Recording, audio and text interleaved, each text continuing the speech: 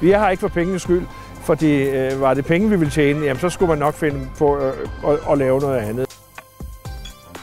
Det tekniske, som jeg er ude at lave, det er jo netop det der med, at jeg tager første spadestik, jeg måler op til mesterne. Jeg står den første pløk i, og så derefter så tager det ligesom sin gang, ikke?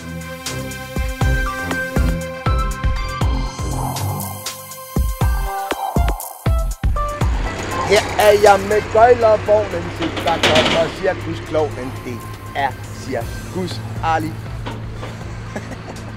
Jeg er ikke helt klar over, hvad folk har forventninger. Nogle gange så kommer de til at sige, at teltet er jo ikke ret stort, eller det er der ikke. Hvad kan man sådan? Nå, ikke? Så kommer man sådan ind. Men når de så kommer ud, så er de utrolig positivt overrasket over, hvor fantastisk det er at sidde inde i et telt, hvor du for det første er så tæt på, hvor du simpelthen næsten kan røre ved artisterne.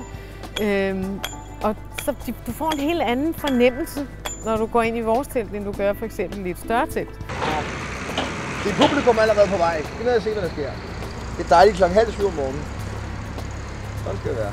Det jeg godt vil have, og det var også Sørens idé, det skulle være, at det var det her lille cirkus. Og jeg er stolt over at sige lille cirkus. Klokken er 7:20 om morgenen. Vi har bare super vejr i dag. Så er det bare skønt at lave cirkus.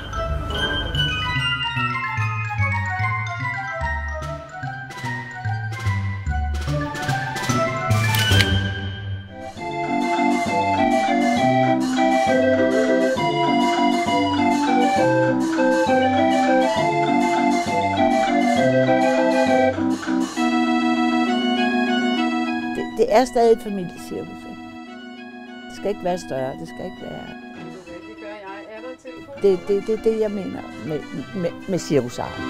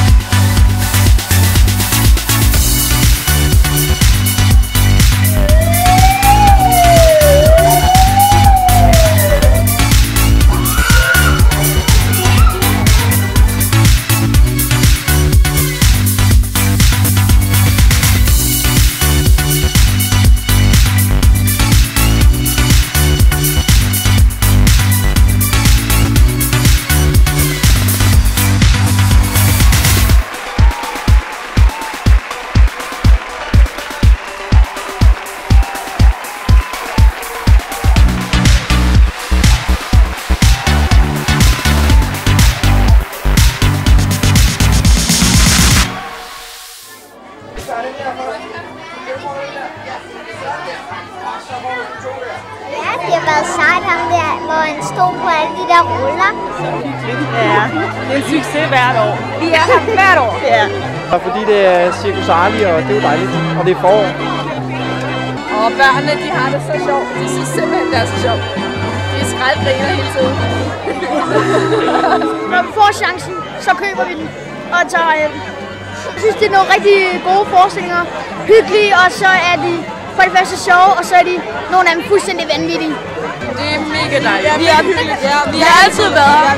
Lige siden vi var 6 år gamle. Ja. En tradition. Jo, vi har hygget os rigtig godt. Det må man sige. Jeg er i cirkushumør, som I kan se.